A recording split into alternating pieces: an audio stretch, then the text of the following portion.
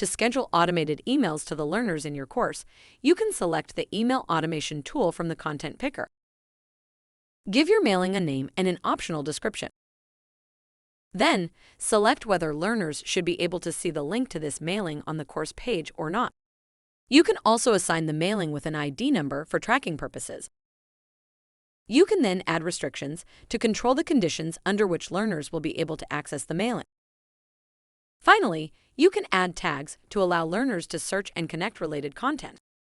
When you then click on Save and Display, your mailing will be added to your course, and you can start scheduling automated emails.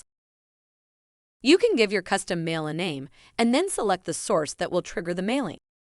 Here, you can schedule the mail to be sent a specified number of days after a learner is enrolled, or after they last accessed the course. Alternatively, you can select for the mail to be sent upon a learner's enrollment into the course. You can also select whether this criteria should be applied retroactively.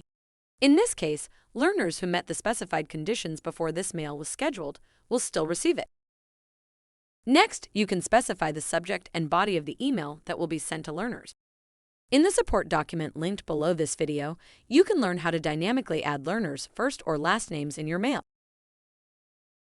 When you're ready to activate your automated email, you can enable it. And when you then click on Create Mailing, your automated mail will be scheduled and added to your course. On the activity page, you'll be able to view, edit, or delete this custom mailing. And in the log table, you'll be able to see which learners have met the criteria to receive your email.